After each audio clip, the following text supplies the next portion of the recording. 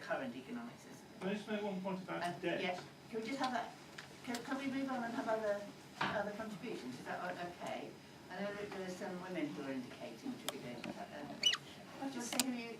Cathy Anderson from Sheffield Northern Green Party. It's a practical and perhaps simple question. I'm just wondering how you imagine this is actually going to happen. It's a great idea, but you talked about, before you talked about all the bills and taxes that you're not collecting that are being voided. And we've got Tory government, I mean, okay, it's a coalition government, it's a Tory government really. And they, if they were going to collect all those taxes and put it into a scheme for climate change jobs, they'd have done it by now. They're not going to do it. If Labour get in, I'm not completely convinced that they would do it either. I mean, unless there are big changes in the Labour Party and go back to the votes, I can't really see if we voted in a Labour government next time. I'm not completely confident that they would take this on board. I'm not trying to be negative, really I'm not trying to be negative, but I'm just trying to obviously you're campaigning, you want things to change, you want to get things done. I'm wondering for you, what would be the most likely, best case scenario for you? What do you hope will actually happen? Anyway, as a result of your campaign, what's realistic that we could go for? Is it a demand, or is it a kind of introduction to a conversation about politics in a big way? I mean, what is the best scenario that you think is actually likely to happen, rather than just talking about what we would like from this time? One more.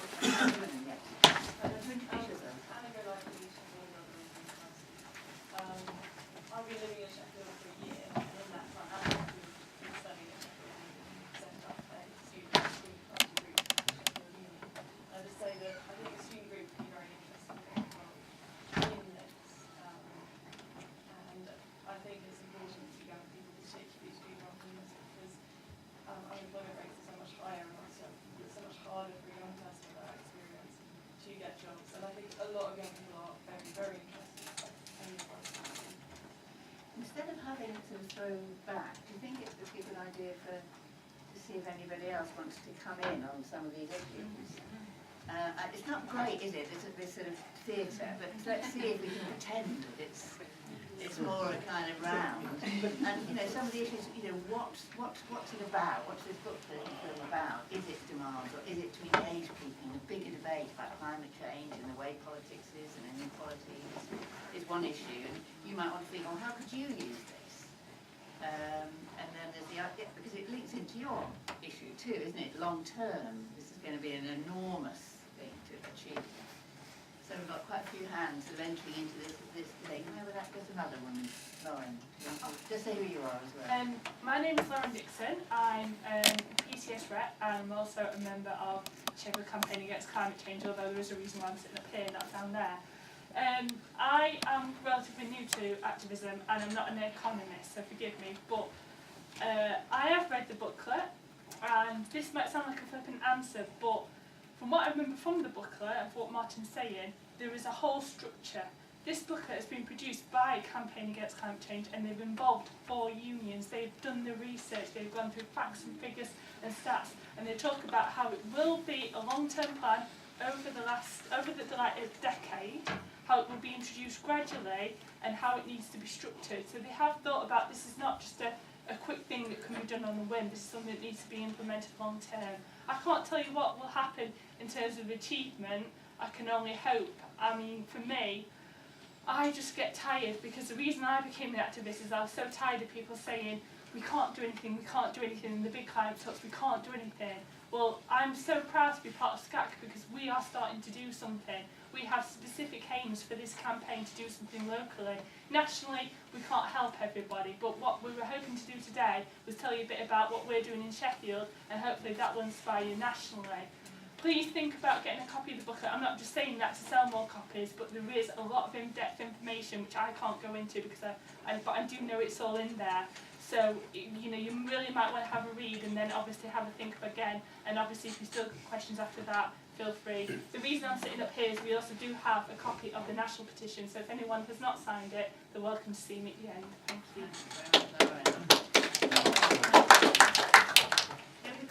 We're here till 5:30, so we've got 25 minutes, but it'd be quite interesting to move, be thinking about it, move how anybody can think about, is this a useful film, can they think about how they could use it, what about petitions, if that's the way people want to move their contributions. Yeah, my name's Danny Bates, I work for G Lambert Green LEP in London, and we've got a stall, most people have probably seen the stall, there's not stuff on there. It's not really a plug, but just a reference. We did a DVD, a Gene's DVD, What is a Green Job, which we've got copies of, and it's on YouTube, and it's on the website, so it's worth checking out. It's about a 15-minute film. And some of that is like local business stuff. It's not all about necessarily just climate jobs, but it's also about the EU dimension as well, and that's something people might want to have a look at. We've done a report called Green Work, which looks at different aspects of green work and the structural stuff like just transitions, as well as making small businesses green, so across the board. But my main point, just comment really, is that what seems to be being talked about, and I apologise, I actually missed the film. I came in just after you must have finished, but I got all the discussion afterwards, which has been great. I suppose my main point is that at the EU level, there's some quite interesting stuff going on, and this business about Keynesianism I think is really, really useful, because there's at least an awareness. We're not going to agree with everything that happens at the EU level quite clearly, but there's an awareness looking at the EU as a whole that there is a jobs crisis because of the economic crisis. There is a continent-wide crisis of employment that's going to hit different countries in slightly different ways, but that's there, and the EU Commission is very, very much aware that that is there, and although the economic modelling isn't the economic modelling that we would like, there's at least an acceptance that there is a jobs problem, that there needs to be something like an industrial policy, which has been lacking in the UK, which is not the same as the free market model. It really, there are some quite important differences there. There's some engagement with unions at that level, and some of the stuff that certainly Jean has been looking at is trying to push the Commission in a direction of looking at how the climate targets can link to some of this job stuff at that kind of structural level at the European level. So there's some quite interesting conversations there. I'm not saying it's all going to be fantastic, but there's some quite interesting dialogue and pressure at that level too, and that's what people to know about and to kind of be aware of. Ultimately, we're talking about strategies at the UK level and at lower levels as well, and I think it has to work at all these different levels.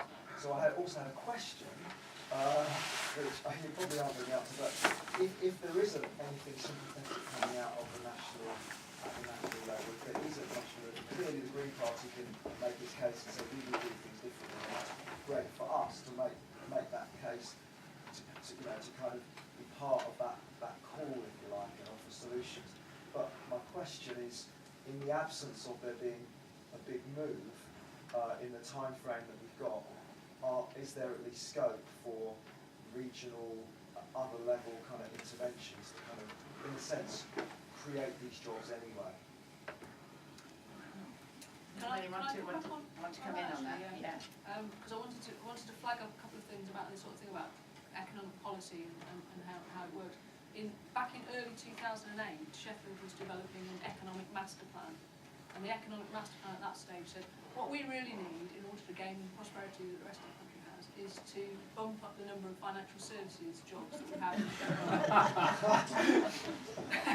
Needless to say that policy has now been under the carpet for a few years. There is a real issue of how we actually make these things work in practice. One thing that happened last week, which was totally fantastic, was that I spent my Sunday writing some stuff and doing some research, and Gillian Creasy, who's our local Green councillor, moved an amendment to a motion in the City Council, and we got a tiny little, a proportion of about 100 apprenticeships are now going to kind of like have something in them about the Green Deal and about actually doing some sort of climate-related work. So it's a tiny little step. It's maybe like 5 climate jobs for Sheffield, something like that. And so you start to see, you know, yes, that we're going to have to keep chipping away at this in different ways. But the other thing that was on that agenda was, what do they call it, a local enterprise zone, which the Lib Dems were kind of shouting about, and how wonderful it was that it was going to create, quotes, 12,600 jobs in Sheffield. It's basically going to be new industrial estates out next to the motorway. There's no idea of making these kind of jobs. But I quite like it because it does show that, you know, we can talk about creating that kind of scale of jobs. But also it just shows in a way how far we have to change around that city region economic policy at the moment to, you know, to actually make it what it needs to be. But yes, we do have to change it. We do have to chuck away that Tory stuff and come back to what we actually need to do. Women in the back and the black. All it is, Yeah. Do you It's want to future? well, I don't need to, because all it is when that economic lecturer down there was talking, I thought it was very interesting what he was saying, and then when he said debt, you didn't want to talk about debt, and then you said you'd go on to a women's focus, so I just wish you could just carry on what you were saying. Get hear a bit more about that. Okay, could you like to I checked on Eurostat the other day, a comparison between Britain and Italy, and the issue about debt is not the debt itself, but the debt in relation to national income, the debt to income ratio. According to the Eurostat figures, the UK debt to income ratio is 80%. The Italian ratio is 120%, which is probably the reason why the Italians have been attacked rather than the British. If you compare that with, say, a household, when I was working for a building society in the 60s, the ratio of debt, mortgage debt to income was 3 to 1. The debt recently has been, who knows what, 5, 6, 7 to 1. It's a question of what you can finance. Debt is a question of what you can finance from the income. The difference between a household and the government is that the government is the country is the country is ongoing, whereas an individual has got a fixed lifespan. So a country is going to be able to carry a debt indefinitely, and the question is the burden of the debt, because that will impose an interest payment. And the government, therefore, in its budget, will have to decide, you know, the size of the interest payment it wishes to make. It seems to me that, I mean, this notion of reducing the debt quickly is unnecessary. It could reduce the debt over 20, you know, length of a mortgage would be 25 years or whatever. And that would make the reductions required each year much smaller. So it doesn't need to be done. This is being done because, essentially because of the power of the financiers who want, on partly on an ideological basis, to reduce government debt. But in terms of what can be managed, it would seem to me to be sustainable for a period of 25 years and just get it down gradually. So its impact on the economy would be less, and so forth. So it is the debt in relation to income that's important. Can I just jump in here? Because it took the British government 60 years to pay off the United States for the debt it occurred during the Second World War. But can I say, during that period, we built the NHS, we built the education system, we built the motorways, all that kind of thing. Precisely. That period is the period of the golden age, considered to be the golden age. Precisely. Okay, my name's Peter Allen from Derbyshire Green Party, and I can't comment on the bill because I missed it well, because we were dealing with internal Green Party business. Anybody else who slipped away beforehand had probably made a good choice. And I'm afraid I'll be leaving again in a bit to deal with some more internal Green Party business. But although what a joy to talk about politics and real stuff, and although a bit of a cheat really for climate change to think they can have an hour and a half, when the rest of us have to squeeze our print meetings into an hour. But never mind. Can I know I think many of us here are from the Green Party, but just for the benefit of the climate change campaign, just to say how seriously the Green Party supports this campaign and the carbon and the 1 million jobs. If people remember, the first policy resolution at this conference was to support 1 million climate jobs, and it was passed unanimously. And the reason why it was the first policy resolution was because in the pre-conference, in the prioritisation ballot, presumably, more people said, we want to talk about this than any of the other policies. So that's absolutely, that's to make it very clear. The Green Party are 100% and more behind this. And I would say to people in the Green Party, it's the second time, I think, that support for this campaign has gone through Green Party conference, and Pete at the back and colleagues from the Green Left and the trade union movement decided we needed to prioritise it because the money hadn't been spent, the resources hadn't been put in, the political priority from the Green Party hadn't been put into supporting this excellent piece of work. And now that it's been passed unanimously as the #1 resolution at this conference, I hope everybody here will make sure that their own local Green parties say, well, when it comes to political priorities, what about this? This is the #1 priority as passed at our most recent. And basically, the reason why this is so good is about creating an alternative common sense, and that's actually what the Green Party is about, isn't it? We actually have to provide an alternative agenda to the ruling ideas. And it needs hard economics, and there are hard economics and hard facts in here, certainly as hard as the fantasy economics that have governed the last 15 or 20 years. So this is good. We need the facts. We don't have to, they don't have to be in that much detail. They just need to paint a picture, and this does paint a picture. And it obviously does relate to the whole more economic debate about Keynesianism. Keynesianism is good, but we actually need to be post-Keynesianism because we can't afford Keynesianism. The planet can't afford Keynesianism. The idea of digging in holes and filling them in again. Well, we can't do that with machines anymore. That's for sure. We've got to look. We need a post-carbon Keynesianism. Perhaps that's what it is, but certainly a post-carbon Keynesianism, post-carbon crisis Keynesianism. That rolls off the tongue. Post-carbon crisis Keynesianism. It doesn't involve cuts in public spending, and we do need to resist those. And the Green Party, as well as prioritising climate change campaigning, has also been campaigning strongly against the cuts. And we are going to do that as a significant and as a growing party. But as we grow to 25,000 members and sort out our democratic structures and all the rest of it, we also recognise that we can't do that on our own, and we actually need to do that as part of a bigger anti-cuts coalition.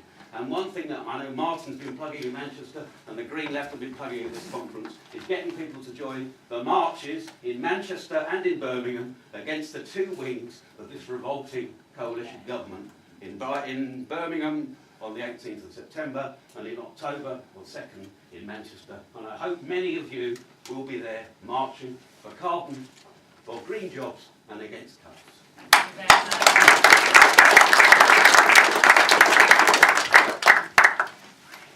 How's everybody's energy? Do we want to, we've got another quarter of an hour, or are people feeling that we've kind of debated ourselves out? Just get a feel. What it's just as well is if there are, I think there might be quite a lot of people who didn't see the film and see all the film. We could show the film again if you like. Yeah. Don't you say? Okay, good idea. Okay, 10 minutes. Yeah. I thought you said 250. Oh, I thought you said 250 too, but you can make it with Oh well.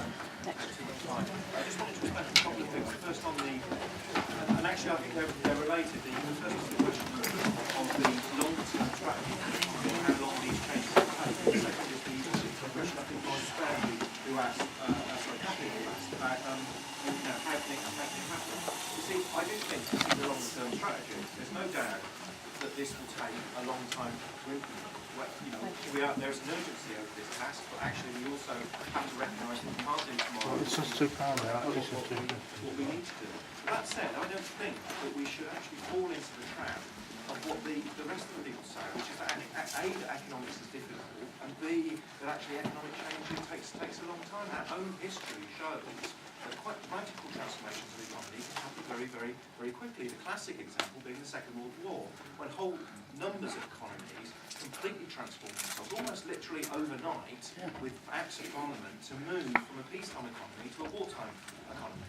It's put very well in the film when they say, they went to, they redesigned their economy to kill as many people as possible. If anybody's ever read Angus Calder's wonderful history of the Second World War, of people's history, he talks about factories in the West Midlands making textiles, where literally they would finish, the women working in factories would finish the machines and they'd be picked up and carted out, and the ones for the ammunition manufacturer would be put in and installed at the same time as their shift was going on. So very, very radical and very, very quick changes that were happening. But they were done because there was a political will and a financial incentive to do it. This wasn't, it wasn't because the company said, let's do this will be a good idea. Nor did it happen because the workers themselves said, let's change what we're doing. It happened because there was a recognition at the top of society that a change had to happen, or that society would be destroyed. Which is where I think your question is so important. Is how did this happen? Is it going to happen through them having the people at the top of society having an epiphany? Actually, I do not believe that David Cameron is going to tomorrow wake up, or indeed at any time in the future, and say, actually, cuts are bad, we need green jobs, going to do something about the environment. Actually, history shows that his politicians of his ilk do not change like that. It's like the question of George Bush abandoning a fossil fuel economy. This is not going to happen. The reason we talk about these things, the reason we have the pamphlet, is because we're about building a political mass movement that can do it. The people, the lady's gone now, she mentioned Egypt. A year ago, if you'd said to most people in a cafe around Tahrir Square, how do you think, what sort of movement, what's it going to look like when we get Mubarak? Most people are going, you're an idiot. Go away, it's not going to happen. He's been there for so long, he's got the army and the rest of it. But actually that movement did develop because there were activists on the ground who were prepared to say, what do you think we can do? Can we have a demonstration? Can we have a picket line? Can we have a protest? These things take time. The question of the pamphlet, it does have an alternative strategy, it does have an alternate vision. It's also about arming people to feel that they can go into their union branches, they can go into their environmental campaigns, they can go into their colleges, their workplaces, their staff rooms and everything and say, actually we can do things differently. Now will you come on the protest? We can do things differently. Will you sign this petition? It's these sort of movements that we are about creating. They only ever do change when they're forced to do it by circumstances or from below. Our history, the history of the trade union movement, the history of the environmental movement has shown that, and that's really what we're about doing. The change that will come from below, it will either force them to do it or we'll push them aside and another government that can do it. Really, thank you. Thank you, Martin. And before we go to Phil, thank Martin very much for